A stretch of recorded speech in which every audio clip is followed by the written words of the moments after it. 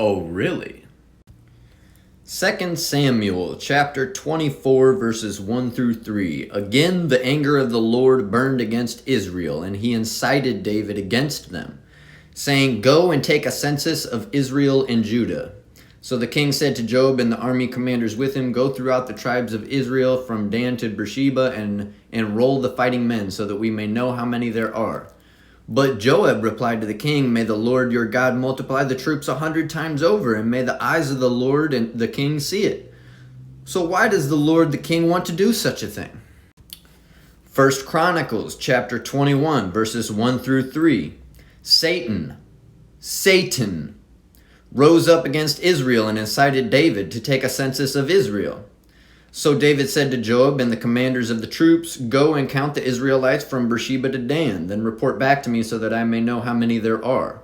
But Joab replied, "May the Lord multiply his troops 100 times over. My lord the king, are they not all the Lord's subjects? Why does my lord want to do this? Why should he bring guilt on Israel?" Jeremiah chapter 8 verse 8. "How can you say we are wise, for we have the law of the Lord, when actually the lying pen of the scribes has handled it falsely?" John 8 verses 41 through 44. "You are doing the things your own father does," said Jesus. The Pharisees replied, "We are not illegitimate children." They protested, "The only father we have is God himself." Jesus said to them, "If God were your father, you would love me, for I came from God and now am here. I have not come on my own, but God sent me. Why is my language not clear to you? Because you're unable to hear what I say? You belong to your father, the devil, and you want to carry out your father's desire. He was a murderer from the beginning, not holding to the truth, for there is no truth in him.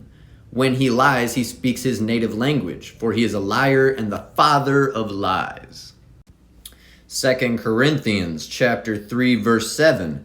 "Now, if the ministry that brought death, which was engraved in letters on stone, came with glory, so that the Israelites could not look steadily at the face of Moses because of its glory, fading though it was, will not the ministry of the Spirit be even more glorious?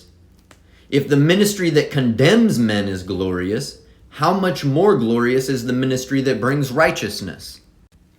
In order to acquire the promised land, the God of the Jews required the Israelites to murder infants, children, and livestock. But no, we've never studied anything.